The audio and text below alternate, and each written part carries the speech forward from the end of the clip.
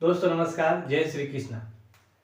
अपनी पिछली क्लास थी लेमिनेशन यानी पटलीकरण। हम पढ़ रहे थे विधियां, विषय निर्माण की विधियां। एक विधि अपन ने पढ़ ली, कौन सी? लेमिनेशन। लेमिनेशन के अंदर क्या बताया? लेमिनेशन मैंने उसके अंदर लेमिनेशन फर्स्ट और लेमिनेशन सेकंड दो तरीके बताई। लेमिनेशन फर्स्ट मतलब मेन क्लास के साथ PMEST कुछ भी आ जाए, या तो P आ सकता है, M आएगा, सब आ सकते हैं।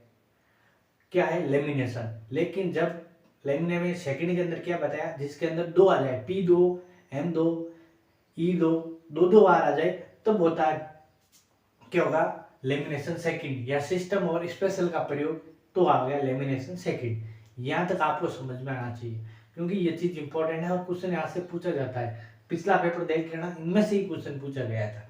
आज अपनी विधि है शिथिल समुच्चय। शिथिल समुच्चय क्या है? Loose assemblies. Loose assemblies English के अंदर थोड़ा इंग्लिश का वर्ड जरूर याद करना साथ में, क्योंकि कभी कभार हिंदी के अंदर ये बाय मिस्टेक कुछ लिख लेते हैं और इंग्लिश के अंदर तो सेम ही होता है। तो थोड़ा इसको लूज असेंबली यानी शिथिल समुच्चय। शिथिल समुच्चय विषय निर्माण की ये विधि शिथिल समुच्चय तीन भागों के अंदर है, यानी लूज असेंबलीज फर्स्ट, सेकंड और थर्ड। अपन पहले लूज असेंबलीज है क्या, फिर इसकी आगे की चर्चा करेंगे। तो ये विषय निर्माण की है, उन विषय निर्माण होता है जिनमें दो विषय या उनके दो पक्ष, यानी क्या है, दो विषय होना चाहिए। यानी मेन क्लास कितनी होगी? दो। या उनके दो पक्ष हो जाएंगे, यानी फैसेट कितने हो जाएंगे? दो। या दो पंक्तियां, यानी एरे। एरे बोलते हैं ना पंक्तियों को, उनसे संबंधित सूचना हो जिन्हें एक दूसरे से अलग नहीं किया जा सकता, उनको अपन कहते हैं शिथिल समुच्चय। ये प्राय कहां पर इसका प्रयोग होता है? ये प्राय दशा संबंध। अपन दशा संबंध अच्छे से पढ़ा रखा, आप जरूर देखना। इसका प्रयोग दशा संबंध के अंदर इसका शिथिल समुच्चय का प्रयोग होता है।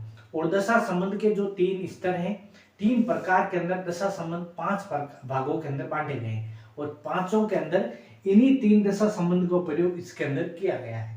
दशा संबंध कैसे इसका प्रयोग होता है वो जरूर अपन पढ़ेंगे, ताकि यहाँ चीज समझ में आ जाए। और दशा संबंध देखने के लिए वीडियो डाला हुआ है अच्छे से, पूरा दशा संबंध पहले मैंने इसकी बेसिक चीज अच्छे से पढ़ा रखी है, ताकि ये चीज आपको समझ में आ जाए। अगर ये चीज समझ में आ जाए, आप एक बार ऐसे देखोगे तो एक बार ही समझ में आ जाएगा, लेकिन दशा संबंध को अच्छे से समझने के लिए एक वीडियो जरूर डाला हुआ है। चलो देखो, इनका प्रयोग कहाँ होता है? शिथिल समुच्चय का प्रयोग क्वेश्चन पूछा, लूज असेंबलीज का सामान्यतः प्रयोग होता है।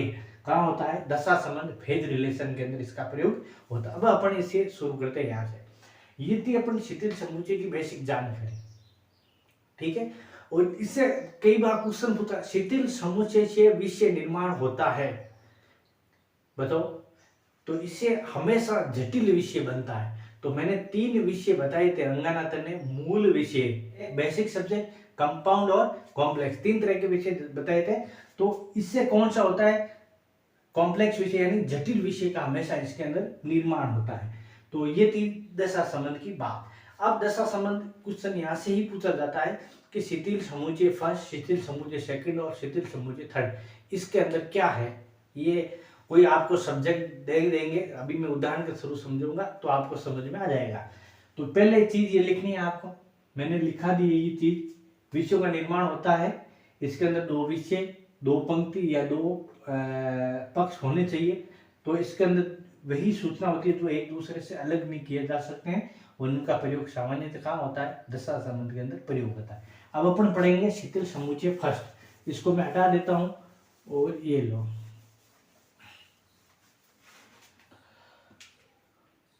या मैं लिख देता हूं फर्स्ट, शिथिल समुच्चय फर्स्ट, लूज असेंबलीज फर्स्ट। अब लूज असेंबलीज फर्स्ट क्या है? तो लिखो पहले तो इसकी परिभाषा। विषय निर्माण की इस विधि के अंदर दो मुख्य विषयों का वर्णन होता है। कितने विषयों का? तो पूरा लिख लेना जो मैं लाइन बोली है। विषय निर्माण की इस विधि में दो मुख्य विषयों का वर्णन होता है। तो कितने विषय होते हैं? दो विषय। दो विषय इसके अंदर होते हैं। जैसे अभी मैं उदाहरण के बताऊंगा, तो उदाहरण आपको लिखना है, पहले परिभाषा लिख ली, ठीक है। इसको अपन दशा संबंध के तीन स्तर कौन कौन से हैं? तीन प्रकार है और पांच स्तर है। तीन प्रकार कौन से? इंट्रा सब्जेक्ट फेज रिलेशन, जिसका प्रयोग है इंट्रा सब्जेक्ट, मैंने क्या दो विषय को बोलते हैं सब्जेक्ट, तो इसका प्रयोग लिख लेना, इसका प्रयोग इंटर सब्जेक्ट फेज रिलेशन के अंदर होता है। ठीक है, मैं एक एक करके लिखूंगा। तीनों के स्तर है, तीनों प्रकार, पांचों स्तर, जनरल, बेस, कॉम्प्लेक्स, डिफरेंट, सारे लिखा, इन्फ्लेक्शन सब सारे लिखा दूंगा।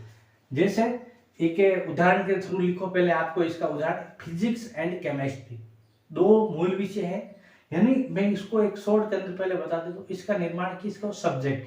और मेन क्लास, जो मेन क्लास दे रखी है सीसी के अंदर, वहां इसका प्रयोग होता है। आपको सीसी की सारी मेन क्लास याद है, ABCDEFGH तक। अगर वहां ये मिल जाए, सीधा मिल जाए, तो कौन सा होता? पहला वाला, शिथिल समुद्र। ये तो है याद करने का तरीका। ठीक है, जैसे मैं आपको एक उदाहरण लिखो, physics and chemistry. Physics and chemistry, अब ये फिजिक्स भी है, आपको पता है मेन क्लास फिजिक्स, और केमिस्ट्री भी है मेन क्लास। फिजिक्स क्या है? सी फिजिक्स के अंदर मिलेगा आपको। कहाँ मिलेगा? फिजिक्स, सी फिजिक्स के अंदर। और केमिस्ट्री कहाँ मिलेगा? ई के अंदर। ये दोनों मेन क्लास है साहब। अब मेन क्लास है, सबसे पहले अपन जनरल का प्रयोग करेंगे। दशा संबंध पढ़ना हो तो पहले वहां जाना, मैं यहाँ सबसे पहले ही बता देता हूँ। सबसे पहला प्रकार है जनरल। जनरल के अंदर पहले बता तो क्या है? ए है। जनरल का क्या है? ए। इंटर सब्जेक्ट, सब्जेक्ट के अंदर मिलता है अपन को, उसका है ए।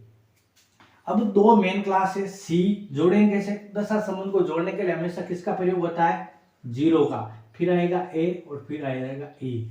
तो physics and chemistry, C, zero, A, small A और ई, क्या हो गया? कोड हो गया फिजिक्स एंड केमिस्ट्री का। अब आप बोलोगे सर समझ में नहीं आया, तो समझ में आ जाएगा अगर आपको दशा संबंध पता है। आपको बस ये पता होना चाहिए ए कहां से आया, ये मैंने पढ़ा रखा है। इंट्रा शब्द देखो, इंट्रा सब्जेक्ट, इंट्रा फैसेट और इंट्रा एरे, ये तीन लिखी हुई है। यहाँ लिखा है जनरल, बेस, कॉम्प्लेक्स, इसका ए बी सी ऐसे है, 5 प्रकार है, डिफरेंट और इन्फ्लेक्शन। ये है बी सी डी और इसका एफ। यह है जे के, ऐसे है लिख देना, टी, इसका टी, यू वी। ये मैंने दशा संबंध है, ये दशा संबंध पढ़ा रखा है, वीडियो देख लेना पहले, इस तरह से पढ़ा रखा। अब ये जनरल का मैंने ये उठाया, इंट्रा सब्जेक्ट है तो सब्जेक्ट अपन यहां तक इसको सोल्व कर सकते हैं। इसका उदाहरण दिया मैंने सबसे पहले जनरल का, तो ए है इसका प्रयोग, सी, जीरो, ए, ई, इसका बन गया कोड। ये है क्या? शिथिल समुच्चय फर्स्ट। बस आपको एक ही, अगर मेन क्लास है, सारी मेन क्लास के अंदर आपको मिल जाए, फिजिक्स मिल जाएगा, केमिस्ट्री, दोनों मेन क्लास है, तो मतलब कौन सा? शिथिल समुच्चय फर्स्ट। समझ में आ गया? चलो अगला पढ़ेंगे शिथिल समुच्चय सेकंड। इसको हटा देता हूं, यहां लिख देता हूं मैं सेकंड, शिथिल समुच्चय सेकंड, लूज असम्बलेज द्वितीय, शिथिल समुच्चय टाइप 2। पहला टाइप बता दिया, टाइप 2 लिखो। विषय निर्माण की इस विधि में, पहली परिभाषा लिखो, विषय निर्माण की इस विधि में एक मुख्य विषय के, मुख्य विषय तो एक है, एक मुख्य विषय के किसी एक पक्ष का वर्णन, एक पक्ष के दो एंगलों का वर्णन किया गया है, उसको क्या कहते हैं अपन? शिथिल समुच्चय टाइप 2। कैसे? अभी बता दो। मतलब मेन क्लास के बाद तो है, मेन क्लास क्या है? जैसे लाइब्रेरी साइंस मेन क्लास है। अब अपन कहीं देखेंगे एकेडमिक लाइब्रेरी, कहीं लिखा होगा ना एकेडमिक लाइब्रेरी। अब लाइब्रेरी का अपन को कोड क्या है? 2। एकेडमी का कोड क्या है? 2, 2, यानी ये तो मेन क्लास है, लेकिन पीछे एक ही अक्षर होना चाहिए। मेन क्लास को छोड़ के अगर 1 से 9 तक कहीं भी दिया हुआ है, 1 से 9 तक, तो वो होगा शिथिल समुच्चय टाइप 2। अभी मैं इसका उदाहरण लिखा देता हूं, पहले ये कर लिया ना। इसको क्या बोलते हैं? विषय निर्माण की इस विधि को लिख लेना। विषय निर्माण की इस विधि को लिख लिया। अंत्य पक्ष दशा संबंध, यानी इंट्रा फैसिड फेज रिलेशन, इंट्रा फैसिड फेज रिलेशन कहते हैं। लिख लिया गया। ओके, पहले तो जो मैं थ्योरी बोली वो लिखी गया, फिर इसको उदाहरण लिखा रहा हूँ। ठीक है, जैसे आपको पता होगा 2 गलत लिख दिया, academic and public library. Academic इसको हटा देता हूँ, एंड पब्लिक लाइब्रेरी। अब आपको पता है लाइब्रेरी का कोड क्या है, academic library and public library. Library का कोड 2, एकेडमिक का कोड क्या है 2, पब्लिक का कोड क्या है 3। समझ में आ गया? यानी लाइब्रेरी 2, पब्लिक लाइब्रेरी है, कोड क्या बढ़ेगा 23, एकेडमिक लाइब्रेरी है, कोड क्या बढ़ेगा 22। अब ये तो मेन क्लास है, ये तो दोनों के अंदर मेन क्लास है, पीछे क्या एक एक अक्षर है क्या है, तो किसके अंदर जाएगा, शिथिल समुच्चय टाइप 2 के अंदर जाएगा। 1 से 9 तक प्रयोग होना चाहिए, तो इसके अंदर आ जाएगा। तो इसका कोड क्या बढ़ेगा 22 फैसिड का है।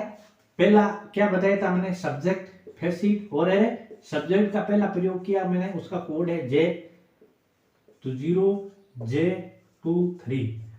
अब इसके अंदर मितव्ययिता के नियम के अनुसार इसको एक अक्षर हटा देते हैं। कौन सा हटाएंगे, ये 2, क्योंकि ये 22 ये 23, तो पता चल जाता है। रंगानाथन कह रहे हैं कि जितना प्रयोग होता है अक्षर का, जितना कम हो उतना प्रयोग करो।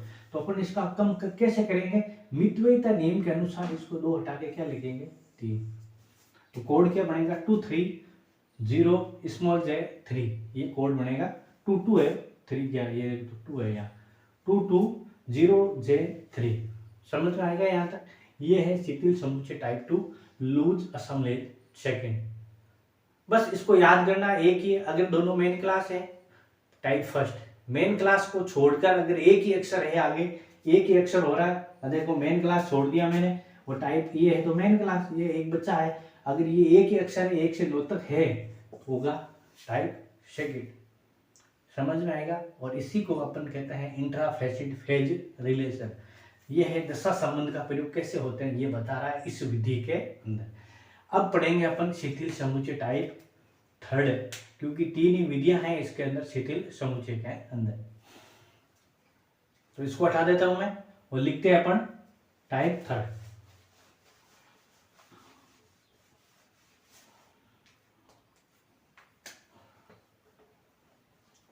शिथिल समुच्चय टाइप थर्ड है, और एक ये कर दिया, ये है टाइप थर्ड। सबसे पहले इसका प्रयोग कहाँ होता है, ये देखो इंट्रा एरे के अंदर, इंट्रा एरे फेज रिलेशन के अंदर इसका प्रयोग होता है। पहले इसकी परिभाषा, इस विषय निर्माण की विधि का प्रयोग किसी एक मुख्य वर्ग के, किसी एक मुख्य वर्ग के एक पक्ष के 2 पंक्तियों के मध्य, कितनी पंक्तियों के मध्य, पक्ष तो मेन सब्जेक्ट का एक पक्ष किसके अंदर आ गया, फेज के अंदर, फेज की 2 श्रेणियां यानी 2 पंक्तियों के अंदर इसका प्रयोग होता है। तो परिभाषा वापस बोल रहा हूं, इस विषय निर्माण की, ये परिभाषा रट लेना बस, बाकी कुछ नहीं है, परिभाषा याद होगी मतलब आपको सब कुछ याद है।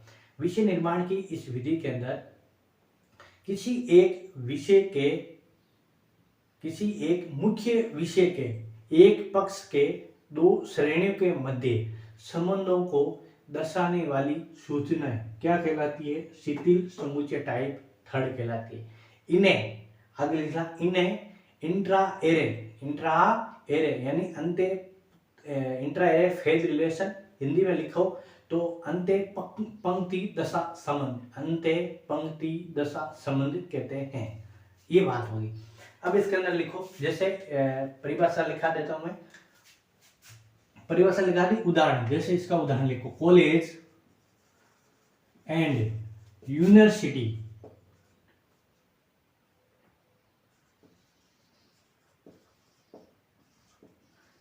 Library, college and university library, college and university library. अब देखो कॉलेज के नंबर क्या है, कॉलेज के नंबर है 233, कॉलेज के कितने नंबर है, जब आप देख लेना लाइब्रेरी मेन क्लास के अंदर, तो वहां कॉलेज का नंबर आपको मिलेगा 233, और यूनिवर्सिटी के लाइब्रेरी के नंबर क्या मिलेंगे 234, यानी 33 और 34, कॉलेज और यूनिवर्सिटी दोनों अलग अलग है, ध्यान रखना है। अब मैंने क्या बताया था, मेन क्लास इसके अंदर क्या है 2, इसके अंदर ये क्या है 2, ये है क्या फैसिट, ये भी फैसिट, ये है क्या हो गया एरे, तीसरा क्या है एरे। यानी इसके अंदर ये चीज समझो कि दो मेन सब्जेक्ट है, उसके बाद कितने अक्षर होना चाहिए 2 अक्षर, 2 अक्षर। अगर मेन सब्जेक्ट के बाद, मेन सब्जेक्ट क्या है 2, 2 हटा दिया, बाकी अक्षर क्या बचे 2 बचे, 2 बचे, मतलब किसके अंदर आएगा इंट्रा एरे के अंदर, यानी अंत्य पंक्ति दशा संबंध के अंदर इसका प्रयोग हुआ। समझ में आया नहीं आया, आ गया। चलो अब इसका कोड क्या बनेगा, देखो 2 3 2 3 3। अब ये किसके अंदर है एरे के अंदर, यानी तीसरा, पहला सब्जेक्ट फैसिट और एरे, एरे के अंदर तीसरे का कोड क्या है जनरल का टी, तो यह आएगा टी, और दशा संबंध के लिए हमेशा किसका प्रयोग होता है सिंबल 0 का प्रयोग, टी, फिर 2 3 4। अब रंगनाथन ने क्या क्या मितव्ययिता नियम के अनुसार इसको क्या करेंगे हटाएंगे, कौन सा अक्षर हटाएंगे वो देखो, सेम अक्षर क्या है इसके अंदर ही 23 है, इसके अंदर ही 23 है, मतलब 33, तो ये तो आएंगे, 0 टी भी आएगा, 0 टी भी आएगा, लेकिन ये 23 सेम मिल रहे हैं तो सेम हटा के कर क्या लिख दिया 4, ओनली 4 बचा। यानी यहाँ समझ जाते हैं किसका नंबर है 33 मतलब कॉलेज का, 34 का मतलब 3 कॉलेज और 4 यूनिवर्सिटी लाइब्रेरी। ये होगी शिथिल समुच्चय टाइप 3rd। तो शिथिल समुच्चय टाइप 3rd, शिथिल समुच्चय लूज असमलेस की विधियां होगी पूरी। समझ में आया नहीं आया आपको, ये चीज पहले तो इंपॉर्टेंट है। Type 1st, type 2nd, type 3rd। पहले के अंदर अगर मेन क्लास मिल जाए तो ये सीधा जो भी सीसी के अंदर मेन क्लास दे रखी है अगर वो मिल जाती है तो अपन क्या करेंगे उसी मेन क्लास में जाएंगे। फिर मेन क्लास के बाद अगर एक अक्षर मिल जाएगा 0 से 9 तो किसके अंदर जाएंगे, एक अक्षर मिले तो किसके अंदर जाएंगे टाइप 2nd के अंदर, और मेन क्लास के बाद 2 अक्षर मिल जाए तो टाइप 3rd के अंदर। बस ये चीज ध्यान रखना है, बाकी ये लूज असमलेस एकदम सिंपल है। तीसरी विधि है विखंडन, पहली लेमिनेशन, दूसरी लूज असमलेस, तीसरी विखंडन यानी फिशन, FISSION फिशन। लिखो इसको हटा देता हूं, विधि लिखनी है अपन को 3rd है विखंडन। इंपॉर्टेंट विधि है, विखंडन है और फिशन।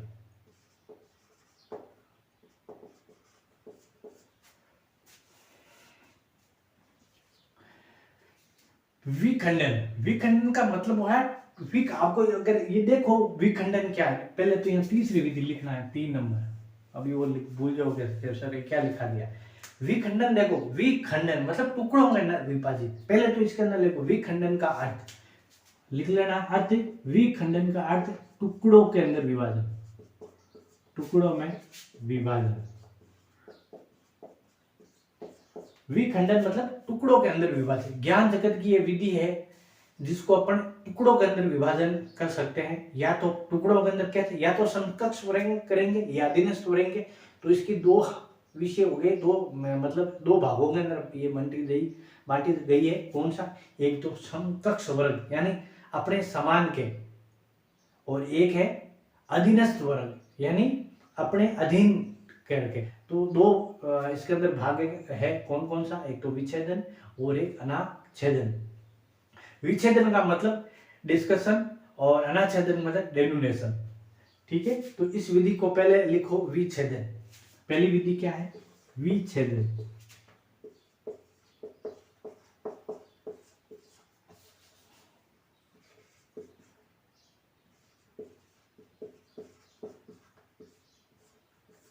विच्छेदन, विच्छेदन का यह अपन को लिखना है, विच्छेदन मतलब समकक्ष वर्ग। तो विच्छेदन का पहली है ये, इसकी पहली विधि है, मतलब समकक्ष वर्ग। समकक्ष को मतलब इंग्लिश में क्या कहते हैं कोऑर्डिनेट यानी समकक्ष वर्ग उसके समान के। जैसे कैसे लिख सकते हैं अपन इसको, फिजिक्स लिख सकते हैं, केमिस्ट्री लिख सकते हैं, बायोलॉजी लिख सकते हैं, ये क्या है, एक समान वर्ग है, तीनों साइंस के हैं, फिजिक्स केमिस्ट्री और बायोलॉजी की तीनों क्या है, साइंस के हैं। तो इसको अपन कह सकते हैं समकक्ष वर्ग के अंदर बांटा हुआ। समझ में आ गया समकक्ष वर्ग क्या और अधीनस्थ वर्ग क्या है। तो क्वेश्चन यहां से सीधा ही पूछा जाता है, विखंडन के अंदर विच्छेदन क्या है। विच्छेदन का मतलब, विच्छेदन मतलब अपने समकक्ष वर्ग के अंदर जो विषयों को बांटा है उनको बोलते हैं अपन समकक्ष वर्ग विच्छेदन। दूसरी विधि है अनाच्छेदन।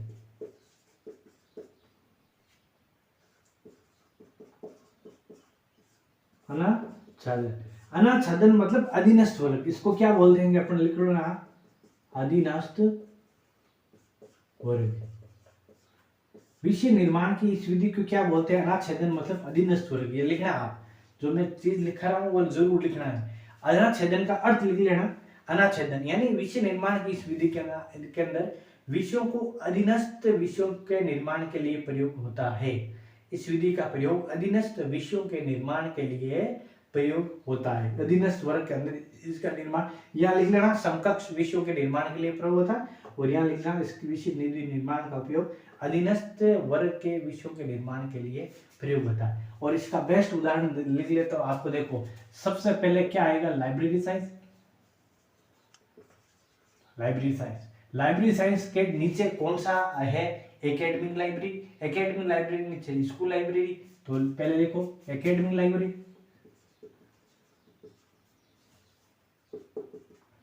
एकेडमिक यानी मेन क्लास क्या है, लाइब्रेरी। लाइब्रेरी के नीचे एकेडमिक, एकेडमी यानी शैक्षणिक पुस्तकालय। अब शैक्षणिक पुस्तकालय में के अंदर क्या है, सबसे पहले स्कूल, स्कूल लाइब्रेरी। स्कूल के अंदर क्या है, प्राइमरी स्कूल, सेकेंडरी स्कूल, वो भी इसके अंदर अधीनस्थ लिख सकते हैं। तो अनाच्छेदन मतलब अधीनस्थ। तो विखंडन यानी फिसल, फिसल के अंदर दो टुकड़ों के अंदर विभाजन करना मतलब विखंडन, दो भागों के अंदर बांट।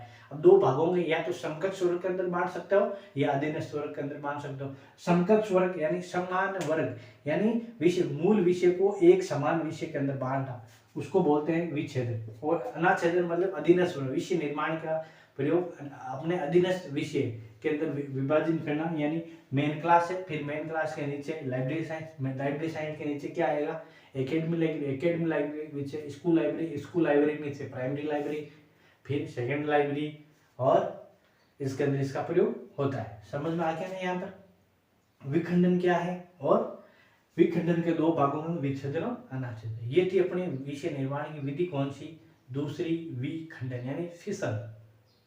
और थोड़ा सा इंग्लिश के अंदर ये याद रखना, विखंडन, फिसल, बस, बाकी एकदम इजी। इसके अंदर जब क्वेश्चन आएंगे, आपका पिछला वाला पेपर देखना लाइब्रेरी साइंस का, उसके अंदर इसका क्वेश्चन आ रखा है। समकक्ष वर्ग के अंदर बांटने वाली विषय निर्माण की विधि है, यहाँ पर विच्छेदन देगा या विखंडन देगा, तो अपन को आंसर दोनों में से एक आएगा। तो विच्छेदन कौन सा है, समकक्ष वर्ग क्या है, विच्छेदन। ओके, इसे अनाच्छेदन मतलब अधीनस्थ वर्ग के अंदर बांटना। ये थी अपनी आज की क्लास, जिसके अंदर विषय निर्माण कितनी विधियां पढ़ ली अपने, दो, एक तो लूज असमरेज और तीसरी है फिसल विखंडन। अगली विधियां पूरी पढ़ूंगा और अच्छे से पढ़ना है अपन को, ठीक है। जब इसके क्वेश्चन सोल्व करेंगे, ये एक बार थोड़ी है, इसको आप लिखोगे 2-3 बार पढ़ोगे तो याद हो जाएगा, ऐसा कुछ नहीं है। बस समझ में आ जाए ये विधि किसके लिए प्रयोग है, यानी दिमाग में आना चाहिए। सबसे पहले जैसे लूज असमले जाया, शिथिल समुच्चय, शिथिल समुच्चय दिमाग में आना, दशा संबंध के लिए प्रयोग होता है। दशा संबंध कितने प्रकार के, 3, यानी पहली विधि पहले के लिए, दूसरी विधि दूसरे के लिए, तीसरी विधि तीसरे के लिए। शिथिल समुच्चय टाइप फर्स्ट होगा, पूरा तीनों के। फिर आता विखंडन, विखंडन यानी मतलब दिमाग में आना चाहिए टुकड़ों के अंदर विभाजन। टुकड़े दो तरह से होते हैं, या तो समकक्ष वर्ग के अंदर हो सकते हैं या अधीनस्थ वर्ग से हो सकते हैं, और इसकी यही दो विधियां हैं। या तो किसी विषय को अपने समकक्ष वर्ग के अंदर बांटो या किसी विषय को अपने अधीनस्थ वर्ग के अंदर बांटो। तो विषय निर्माण की ये विधि आपको याद होनी चाहिए और सिंपल तरीके से। तो मिलते हैं अपन अगली क्लास के अंदर, जिसके अंदर एक नई विधि के साथ अपन चर्चा करेंगे। तब तक के लिए आप सभी को जय श्री कृष्णा, राधे राधे।